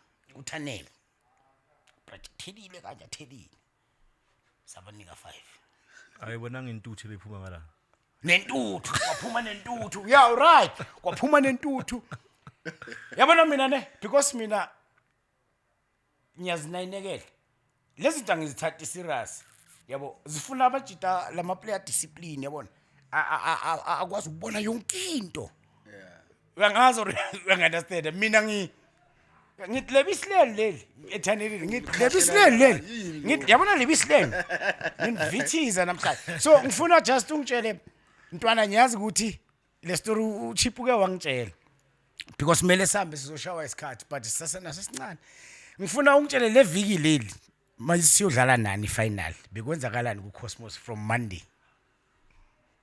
Take us through that week here 5-0 because that's why I'm doing this because we call me the 5-0 it's because nami ama fans with Chiefs when they see me yes I had a lot of great games but when they see me they special. always refer to their game year 5 so I want ama fans also to hear from Ule because he was on the other side during that week leading to the final A5-0 what was happening what was the mood bekwenzakalani nje ku Cosmos camp mntwana summarize it nje Monday Monday namhlanje Saturday nidlala ne Chiefs Coca-Cola Cup final kwenzakalani Jomo Cosmos so ngasummarize nje shayile incane it was very tense because at that point Chiefs was very hot benishisa imamela so now Ejimini it was a matter of like how are we going to stop Chiefs how are we going to stop uJabulani so we're trying combinations or amachita ukuthi manje ubani ozomstop You understand? So yeah, it was tense sometimes. Futhi like more especially towards the game. Yeah. Hotel besigeza man. Ngeza ini ngoba niyageza vele usho Mamela ukuthini. besigeza man. Manje mawuthi niyagevela uyageza usho ukuthini manje. But besigeza. Oh benigeza sha extra bath. Yeah. Ugeza wena personal Yeah. individual bese Yeah. sha extra bath. Kahle kahle. Okay. Yeah, sizilungisa. Okay. Yeah. Because uchipa uthi uproject uke wabhala igama lami la Petrus Group. Kahle kahle. Wathi Jabupuli. Ubani odila nalo. Izandla zaphakama. Yeah. Take us through that. Because uchipa mina ngithi achipa unamanga ubhayisikili ngoba Yeah, njengoba nami athi mfethu maybe- ngiyakutshela ukuthi lela viki lo muntu wabhala la Maybe angibekanga the way maybe uchipa ebengakhona, Ayibengakhona. but hence I'm saying the planning was like the training session was all about Chiefs and Jabupuli. You understand? Ukuthi how are we going to mark uJabu? That's why ngithi we're even trying to change combinations ejimini ukuthi maybe bathathe maybe someone who's skillful on a pace yabona ukuthiwa wena konje ubani uSam Makhalef amumark yabona uJabu uthanda ukwenza kanje yenza kanjalo yabona into ezinjalo. Oh yeah. Yabona? Yeah, ngiyathola. So manje yazi ukuthi uThembi akusuJabu whoever akusuJabu Yeah. akacabangi njengoJabu. So end of the day ubani ozoma kuJabu ozizwayo ukuthi yabona lo ngizomthatha. So it was mainly like that. Ozizwa. La ucoach uthola amandla bafethu. Hey boy. So yeah, it was that ntwana. But it was beautiful. Lasidlule ntwana so udlulile. Unless sense you want to say something but mina ngiyamuva manje and then Cosmos Sharp sesidlulile Cosmos Pitso Musimani Thomas Madikhache Pitso head coach SuperSport Thomas assistant coach uzithola so lapha kuMatsatsantsa Pitori nayo summarizele ijourney yase Pitori ntwana and how was working with uPitso and how was working. Okay, firstly bekunjani ukusebenza no Braje? Ngicela ukubuza nje leyo last just ngimuzwe just for our viewers kubalulekile uBraje icon abantu they want to know ukuthi ejimini as a coach umuntu onjani just challenge nguBraje nje. Yo yabona uBraje ntwana is a fun guy to be with ngibe kanjani. Yeah. Ejimini is like uBraje unjani he will make jokes hleka wenze whatever kwemnandi but once aqala iSpan sekuyiSpan iphela la and uya change as if ngathi azange azajoke yabona umuntu njani but uGrand because of like umuntu othanda yabo uzokuadvisor uzokukhuthaza mawenza imistake akusumuntu uzovela abana abe like akushout or ayikho njalo ukhuluma nawe kahle and uya explain exactly into ayifunayo kuwe kumele wenze kanjalo if mongenze kanjalo then uyakeep but again futhi ulo muntu ofavor too much yabona noma akuthandile ukuthandile and iyohlala injalo ngeke change Yeah. whether you're doing good or kanjani angeke change makathanda uJabu uthanda uJabu So bekuyivari so njalo yeah so he was a fun person to be with ejimini yeah even though ama train session wakhe bewabhora though but just nje ukuba wakhe laphana ukujima he was fun to be with uhleli naye emotweni or nihamba niyakuphi he was fun to be with. so ivari le ukuthi bekathavi ibhasi ya kit manager enza zonke lezi zinto ivari na akusivari ne Sharp sedlulisa SuperSport ntwana so yospana no coach uPitso Musimani naye bekangakabi at that time well established ucoach Pitso bekasaqala nani how was it to work with uPitso no the late Thomas Madikhache may his soul rest in peace and take us through nje also ijourney yeSuperSport nje we summarize ngakuphazamisa. Yo, SuperSport United, okay, fine. I got a call from Upito telling me ukuthi angifuna ku SuperSport. I think by that time ngathi uMayo, was it Mayo? Ngathi Mayo, yeah. bekumela ye ku Chiefs. Oh mageza kithi. Yeah, for the season le ezayo ne. Yeah. Then so they wanted someone to replace uRede, uMayo. So that's when they called me to go to Ulwan. So manje bangifune early ukuthi ngikwazi uacclimatize ne SuperSport and yabona ngijwayele adjust nana. So that's why I started going there alone. Uyangithola. Oh. Yeah, ngiye alone. So SuperSport for me one of the best and professional run teams. Yeah. The best. The Yeah? best. Number one. Yeah, ne? Yeah, super sport mamela mangifika lapha that's when I felt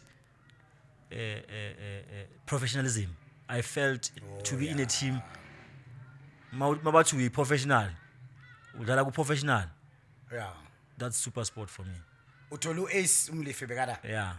Angicocele ngoAce mfana any funny story esaka Ace. Njoba bona yena ku Super Sport ngoba uyamazi uAce.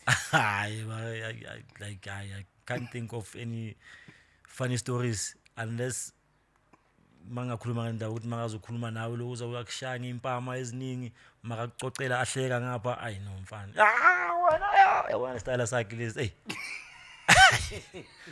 But right now where I'm standing I can't think of any joke. But you enjoyed your football then. Yeah, no, I know. Nginabo sense when I got there bangwelcome kahle kamnandi abo Yuki, wewe, Rufus. Yeah, Mukoti. Yeah, abo Skenja, Themba Mnguni. Yeah. Hey, we need team le Super Sport then. Konjubani le yaseSoweto bengincane. Kimhlatshwa. I was saying Kintwana, what a player. Yeah, so hey, abo Skenja. A great team, professionally run. So I enjoy my football there. Even though ngihlale 6 months, within that 6 months, I think we came second. Elikini, yes. Yeah. Even though banginikeza ngimedal yami because I feel ukuthi I contributed. Abanginikeza ngimedal yami silver ntwana ukuthi siphume number 2. Knowledge yini lento enenzayo. Akayokhala ku stand baba. Okay. Nicine ku number 2 bekumele uthole runners up. Mfethu bangibize bangitshela ukuthi mele ukhulume no Stan mfana siyamove sithi Maritzburg so sukile hleli 6 months Super Sport now you move to Maritzburg.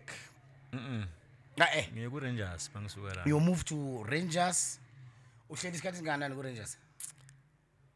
Before ngiya ku Rangers it was a lot of fight because I had to go back to Cosmos. And then kahle agreement ka Jomo nabo Thomas it was for me ukuthi ngibile ku Cosmos and then season mayiphela bese bayangisigna outright then Jomo refused.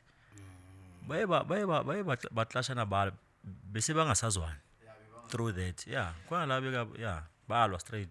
So within that equation makumele ngibile ku Super Sport. Steve Rompela was at Rangers. He wanted me. Ngapha Gavin Hunt naye he wanted me ku Swallows. Khona lapho nje sekuyavela emaphepheni ukuthi lebwangu kukamela sign for Moroka Swallows and I didn't know anything about that. Then Jomo told me ukuthi mina sengivumene nabantu beSwallows. Shoot masuka ku Super Sport we are straight ku Swallows. We are straight tubes. Yeah, and manje mina sengikhulume no riding. No Steve. Yeah, yabona Steve. Angitshela ukuthi uyangifuna and uyangitshela ukuthi uphetha obana. Ayi ngiyezwa ukuthi oyinja yami la. Ayi ubande umbutho. Yeah, ngitayi ngiyale. Mehlano. Ngitayi out ngiyoshawa umoya le. Yeah, how was the journey there? Ngafika ntwana one of the west teams. Kwenzakaleni mfana quickly. Summarize ngena kuyo nje. Ungayenzi be yini? Yeah, angiyenzi bende. Because the team yamagama mfethu the fun of it is because of like benginamajita bengumnandi. Yeah. But lapha angiboni ukuthi like bengiyele ibhola kahle. Ibhola like ngathi bengilezele ifavor ntwana. But thank God I realized quick ukuthi like if I still want to play football I need to move here. Mauti here, are you saying Durban nje yonke as a place or a club? Durban and the team. Why I'm saying the team? Why I'm saying team? Because I don't think there was enough. Kitlareng.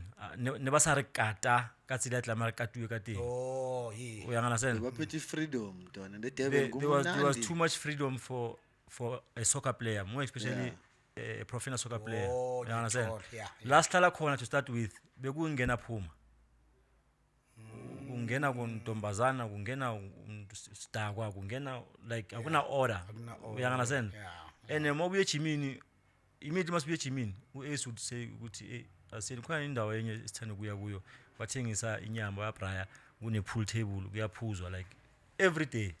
Yeah. Every after game sihamba siyadla inyama siyaphuza sidakiwe. sidla inyama siyaphuza sidakile. So hayi ukuthi Mdladla bebafuna ukunigaya Yeah, understand? hayi ukuthi bebafuna ukunigaya responsibility as professional players to take responsibility nani of Yeah, your no, own. you, I'm yeah, just thinking along true, those lines. Yeah. right, ne, but the way ngikhuluma ngakhona, sengicabanga ngale ntwana lezi ezincane. Or abayenzi mhlambe ngamakhati Yabona, okay, senior yabona, players this but young players no nayi imithetho yethu. yeah, yabona uma uyi-team owner, ne, if you have a place whereby indawo yakho, ne, I think mawazi ukuthi uyohlala ama-player wakho la, there must be order, there must be security, there must be, because those are your assets. Nabantu abangenayo kumele babhalise Thank phansi you. barekhode Yeah. ungene nini Phela ungene mina bani ekuhlaleni kwami laphana ngilahlekelwe into ezibhaya. Awu. Impahla ini ngoba nini kufika intwana ezotrial bayifaka laphayana. mayihambe eyitini Sitapile understand. hey bafethu beniphele Yabona ngiyanasana if mangabe unendawo yakho maybe townhouse yakho in yeah lapho yeah you understand. You are a professional, you have to be responsible for your actions and none. You understand? But mawuhlala endaweni ye-team ye-team aw mina kusho ukuthi bengizoshaya ibheshi la yabona so manje ngafika ku-Rangers so hayi ntwana wena hayi isiyeke le topic for another day. So manje the environment itself at Durban yabona it's for me it wasn't for a soccer player. yeah There's too many temptations.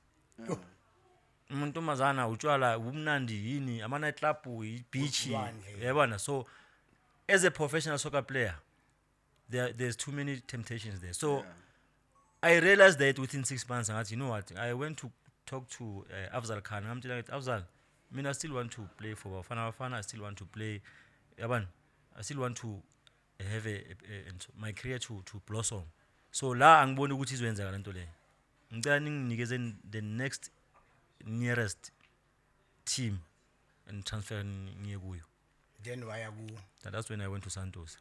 Santos okay sharp and then Santos and then waya wadlala la and then after Santos wabuyela ku Maritzburg. Yeah, Santos ngidlalile for I think 2-3 years if not 4.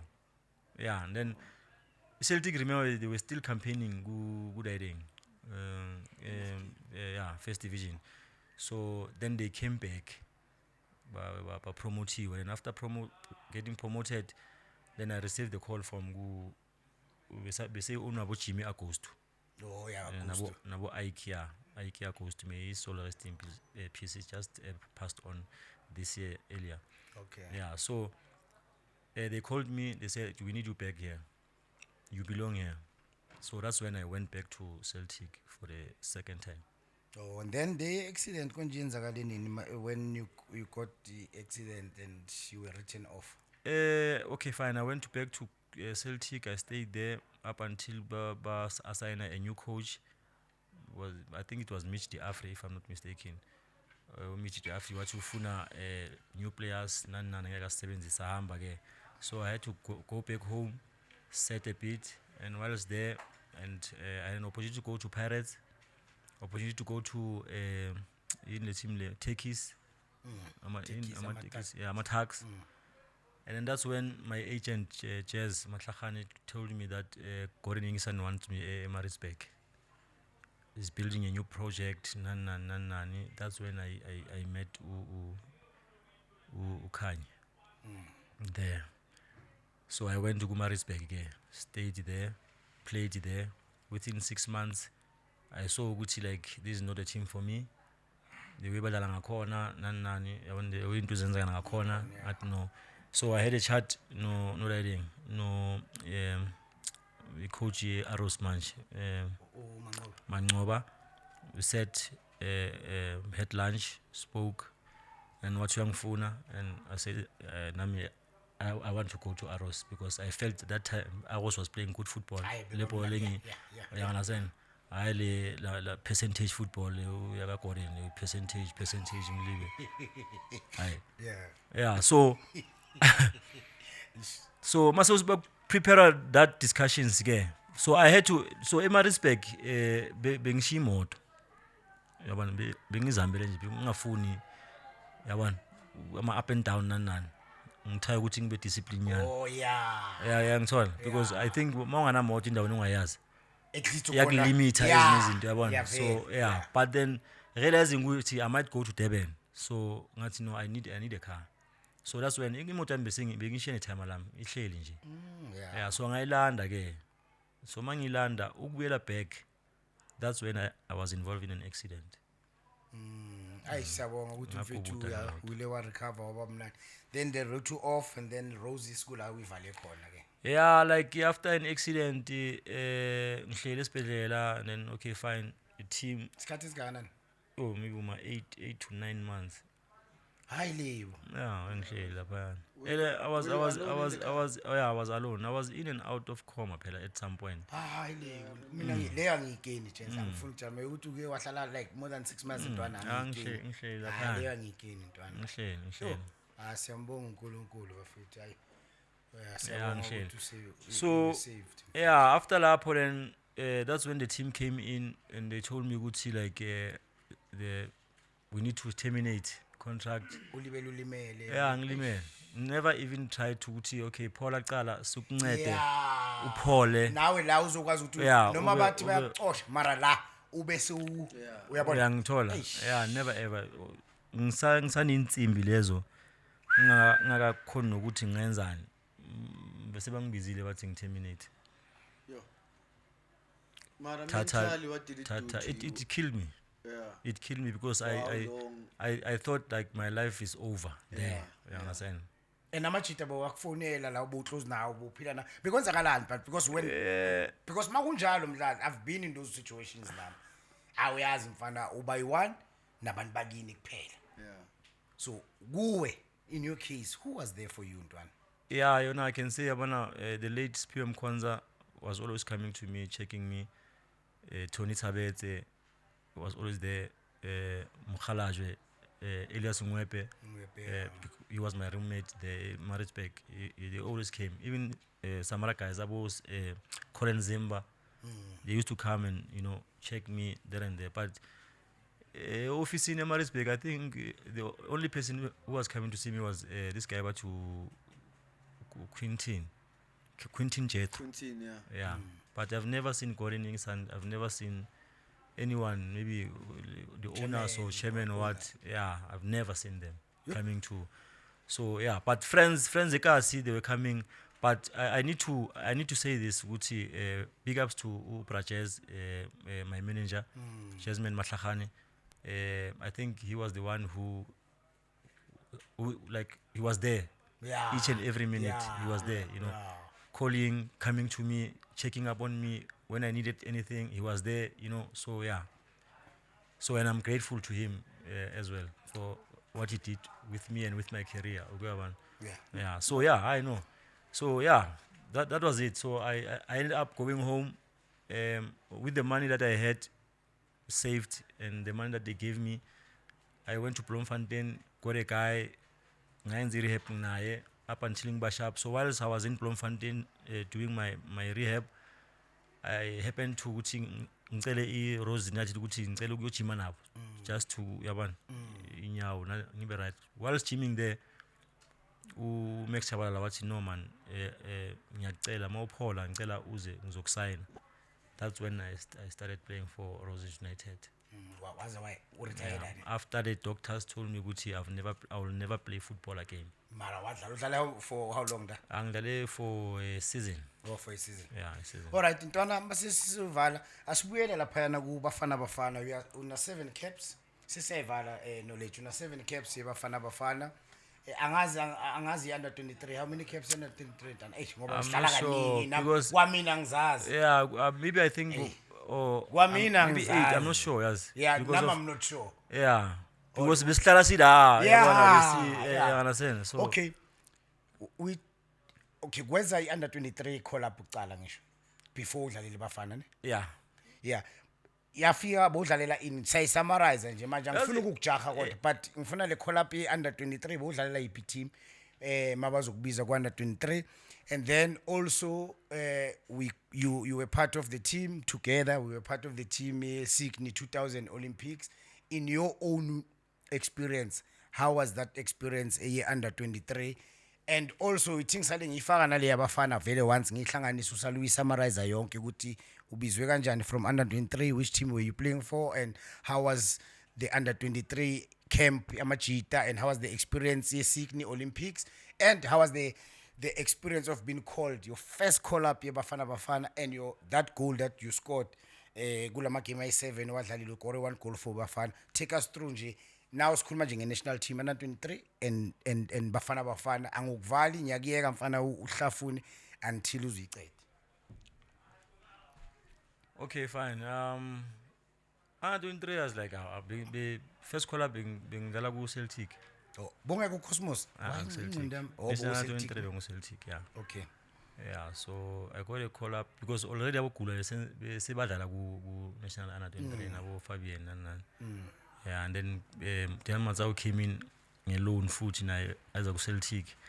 Yeah, so it was I think my second season, if not first season late. When I got my first call up to go in. But again, I remember whilst I was playing for Katlehong City, there was a time whereby the national team came to Vosloorus Stadium to come and play. So we organized amajita amnandi ekasi Kudlala na. bayenze 11, yeah, best 11. So I was the part of that team. So we played against the under 23 team, and then on that day, Shakes called me and we had a wait night. Like he's going to monitor me. He's impressed with me, and even asking me about my age, and asking me what yeah. So, but I'll keep on monitoring you. So that was the first time I interact no Shakes. So, but yeah, my first call up was in at Celtic, National Under 23. So I call up I think I was playing for Cosmos. Okay. Yeah, but I can't exactly remember which team were we playing against when I got called up, really. Yeah, so but I had a nice time from the National Under 23 with the kind of experienced players that we had. The kind of unity, you know, besizwana blind and kumnandi yabona. So the experiences of we are lucky because of international bethatha abasenza ama camps, small camps, or nini siyahamba siya overseas, and then we get to play these big teams, yabona, national teams. So we gained experience. Of which that experience helped us to play well in our teams, you know, add value, you know, and then I think that itself it integrated me into being comfortable in the national setup. Bafana Bafana. Oh yeah. You understand? Siyathola. Yeah, I don't think I would make it Bafana Bafana if it wasn't because of the experience that I got from the National Under 23. And how was the feeling when you scored for Bafana Bafana? Yo, I And remember. Ben Yeah, I Zala- know. Ben Zala It's na done. Mkhumbulo. We the couple. I think it was in Kenya or Tanzania. Ngisakhumbula. Yeah. Yeah, we were playing that cup, and then I scored, and again I got the man of the match. Ngisena a trophy lapha endlini yayo. Bendlala nalo sakhumbula. Behlala nani? I think we're playing Kenya. Yeah, but it's fine. Kenya, yeah. I think we're playing Kenya. Cool. Yeah. So yeah, it was it was one of the biggest moments. Coming to think at 15, I had a dream of wanting to play for Bafana, and here I am scoring a goal and getting a man of the match trophy. Yo, it was angilalanga nokulala. I remember I was with Frank Makua. I even gave him something nyana because in 25,000 that day. Yeah. Ngazintwana sami soyogohoza le nyana. Beautiful. Into emnandi ukuthi uyabona ukuthi manje sekubuya le yanto leya when he was 15 years old bekayicabanga naye yenzekile, and wow, that's a beautiful story. So mdladla manje si qualified as Bafana to AFCON since ucoach Hugo Bruce came. Mfana ulkhalimelile lenyatso. Bafana is now well respected, especially in the African continent, because before Umadala Skulumi Mfana for the last 10 years or so, we were a laughing stock. We couldn't qualify for any big tournament. I mean, you check under 17, we've qualified for World Cup. We check under 20, we just lost. We qualified for the World Cup. We just came back, but we are still the current under 20 in 20. Champions of Africa because we won the AFCON and Bafana manje that's qualified for World Cup. We've qualified for ile. Nje uma we summarize mfana our South African football and Hugo Bros. What's your take mfana?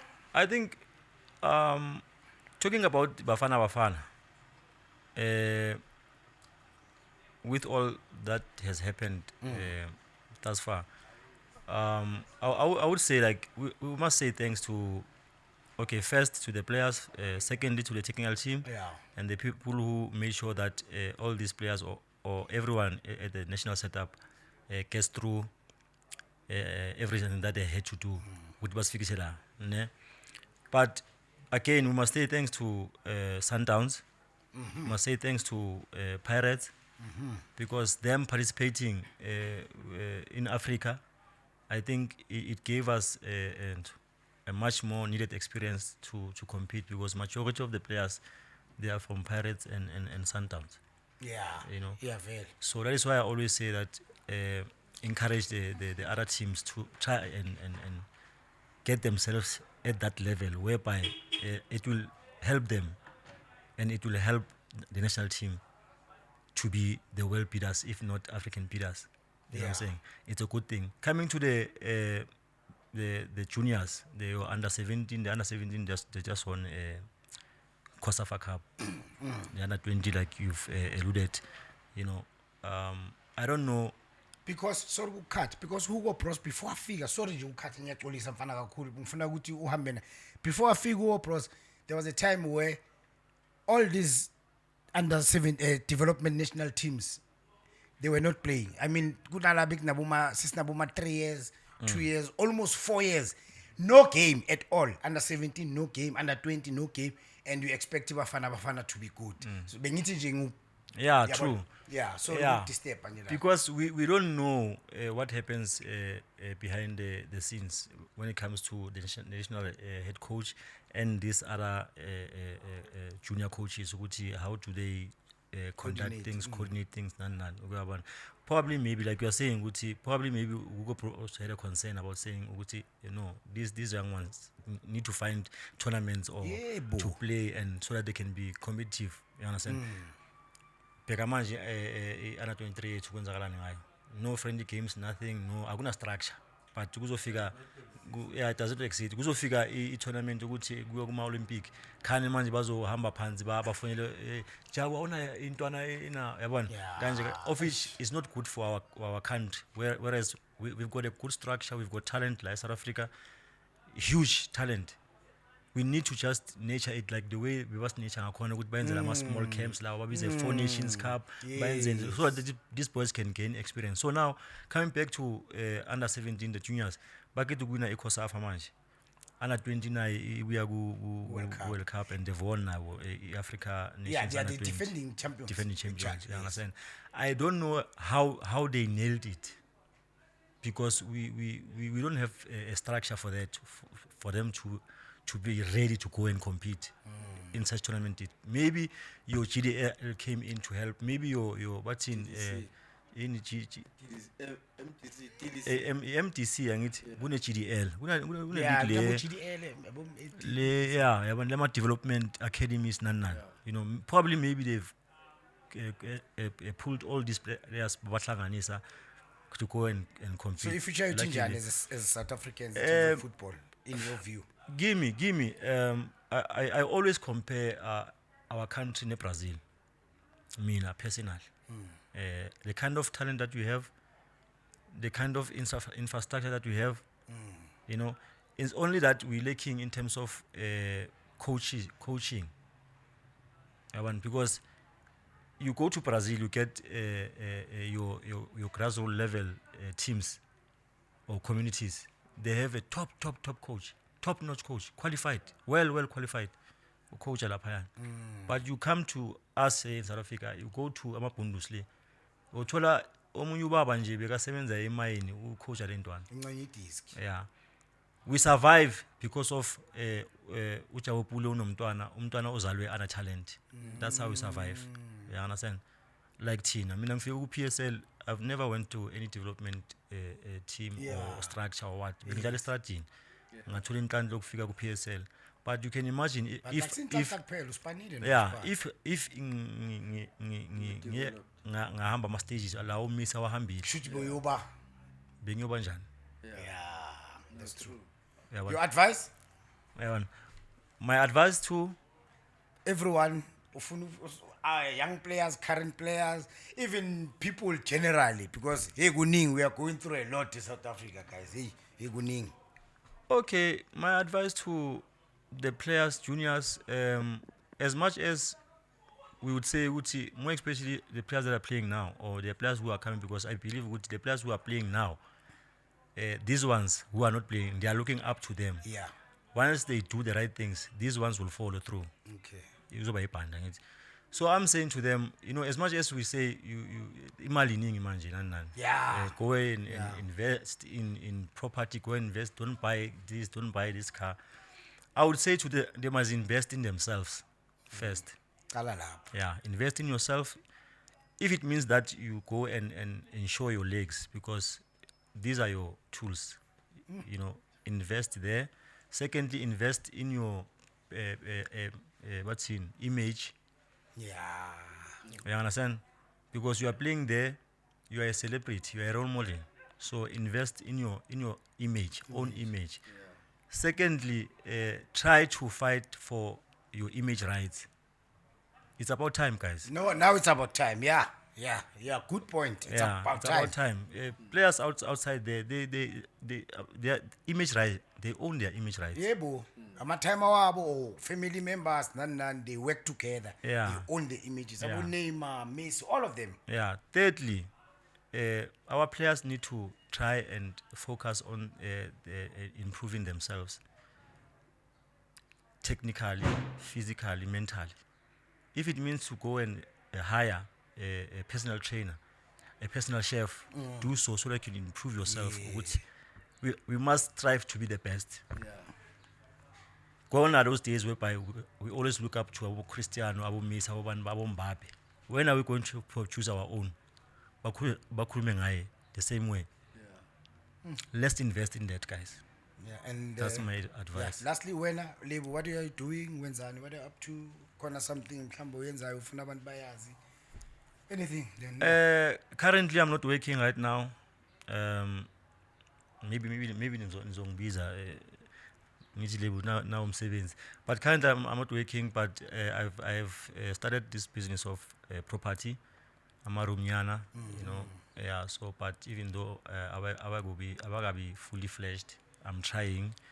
I'm a qualified coach. I used to coach these young ones. I coached at St. Stithians Boys College, but my contract has just ended. So yeah, like into ngenzayo kunalento lebathi boots for Africa, whereby we get boots from outside the country. Mawune boots elisebenzile or any equipment esebenzile, we gather it. Siyahamba siyayithatha siya maybe to some rural area. Okay. Whereby we conduct maybe soccer clinics for the kids. We try to teach the school teachers or the coaches how to coach the young kids, and then after then we give them that equipment. So basically, for now, into ngizenzayo manje. Okay. Yeah. Thank you. It's an opportunity to advertise yourself. License yakho ye coaching uphethe uKefban. Oh yeah. Yeah, I have a KFB license.